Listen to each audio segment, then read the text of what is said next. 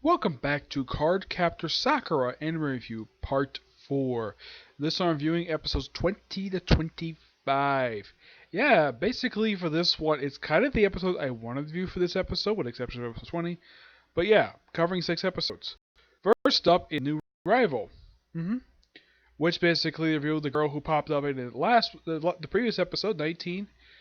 Her name is basically Mei Ling. She's Lee's cousin and his fiance. She's the original character of the show. Does not exist in the manga. Well, not in the main book, anyways. Yep, this episode basically has her debut. Has her in her outfit that she would wear, basically, which is a Chinese attire, and they go after the power card. Well, not the power card, the fight card. Yeah, basically, yeah, because this thing has been fighting a lot of people. They have this. It's a minor subplot in the episode. Yeah, a cloud card take up a subplot. Yeah, because the main plot is basically focused on. Yeah, it's kind of basically she's kind of taking place of Lee in a way. Lee is still there. He doesn't do very much. You see him put on the outfit. He doesn't do much in the episode. Yeah, Mei Ling taking on the cloud card, and here's the thing. It's also though she has no magic, despite the fact she kind of comes from the same kind of family.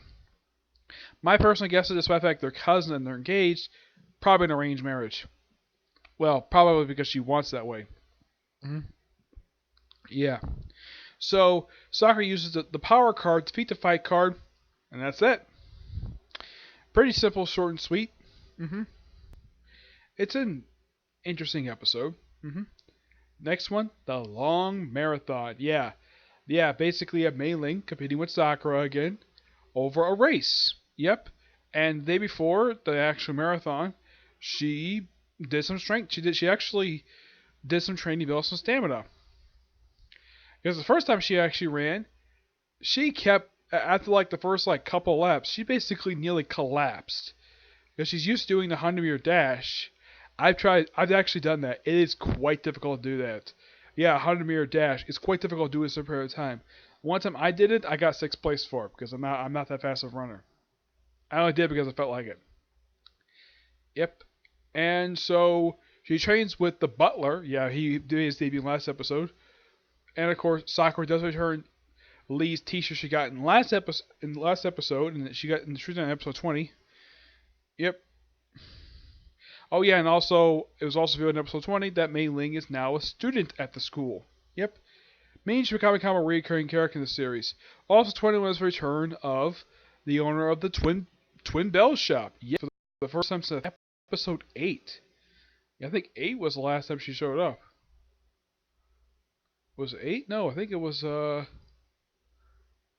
what's the last time she showed up? Because I think it's been a little while. Let's see. First time since episode 5. She shows up in 21 for a quick cameo. Yep, a quick cameo. And they go on this marathon. Yeah, 10-year-olds doing a marathon. Yeah, you probably won't see 10-year-olds do that here. Nope. They'll run, but they won't do a freaking marathon.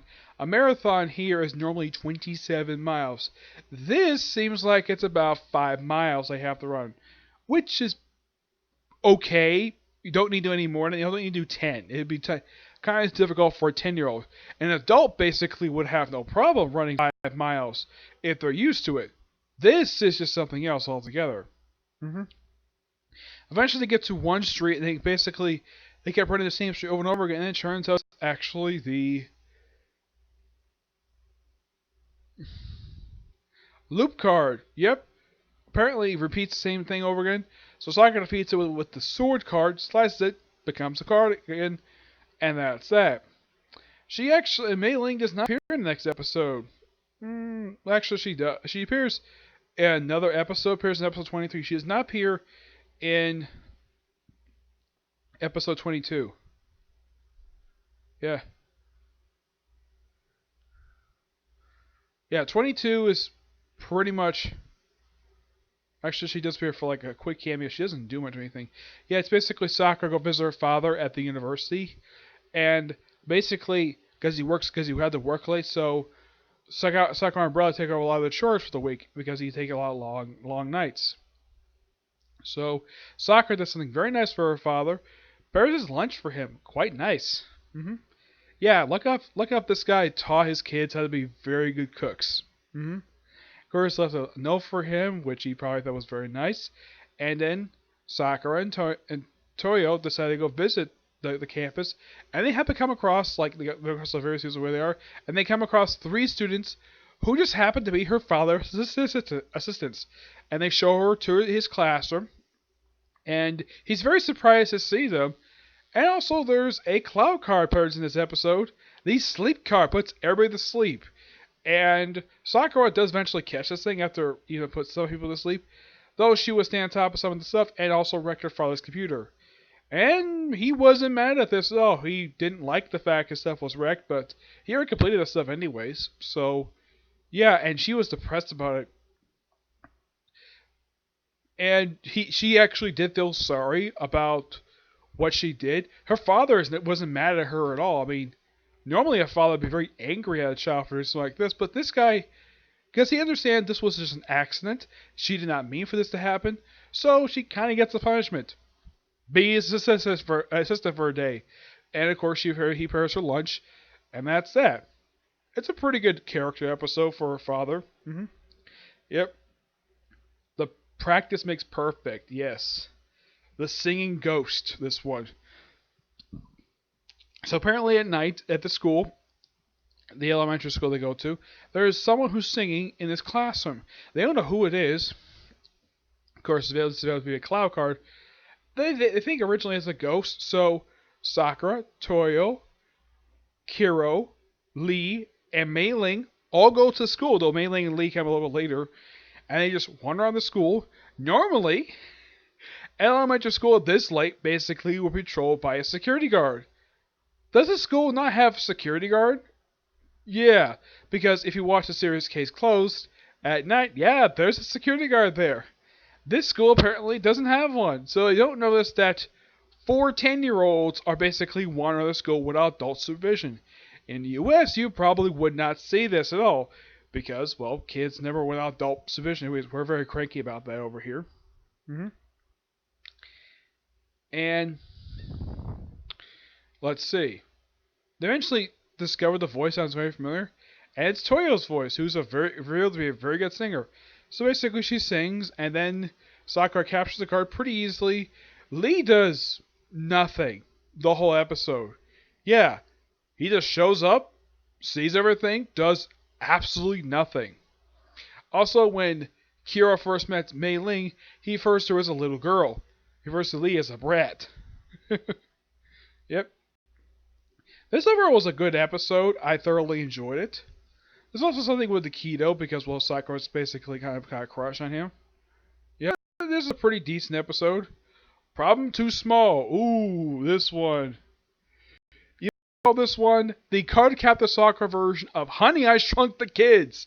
Because she comes, basically, the card of this episode is the little card. Yep, Toyo comes over to Sakura's house to basically take measurements for her for a new costume. What is new costume? Alice. Yes, dressed up as Alice Wonderland. The only difference is she's got a big bow in her hair. Because why not?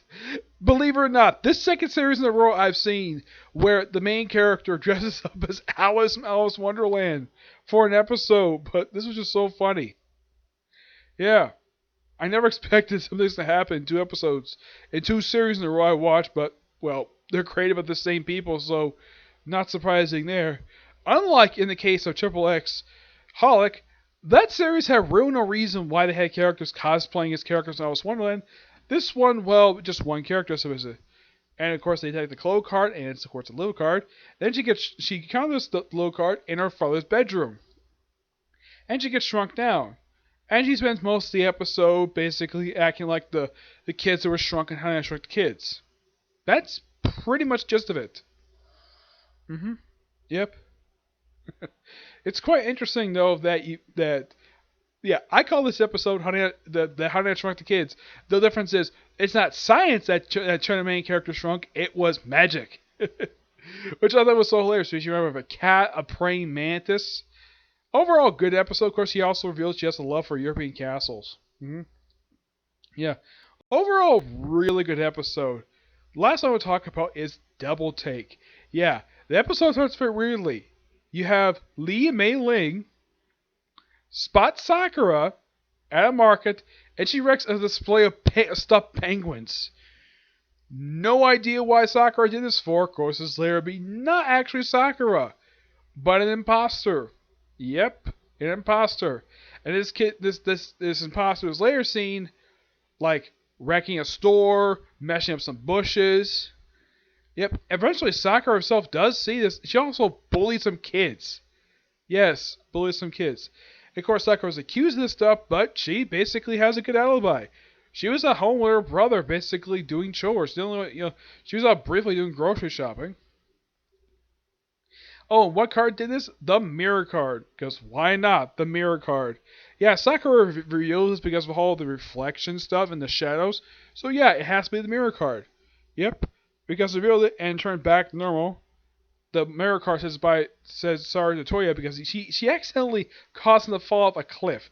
Lucky enough he survived. And he basically broke his leg. So Sakura, as an apology for what happened to him, made him pancakes. Yukio comes over and Toyo feeds him pancakes. Yeah, in case you're wondering what the relation between the two is, apparently these two are in love with each other. Yes. The main character's brother is gay. Yep. No idea why that he's gay. Yeah, it's particularly very odd that it's like this. Especially since it's sort of a mainstream series. Yeah, but they don't mention it at all. But that's could explain why they spend a lot of time with each other. And this is also the same episode Sakura got a haircut, which wasn't cut very much. It's a little off the top. Yeah. I'd say for these episodes altogether, I'd say probably the best.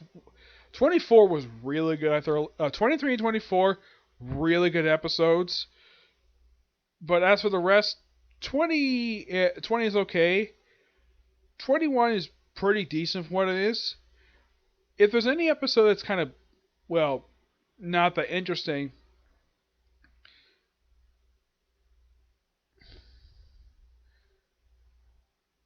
Yeah. There's no real bad episode of these other ones. No, just some okay episodes. 25 was decent for what it was. Yes, 25 was decent. Yep. Not much else to say about these episodes, but they're okay and really good. But just my last thought.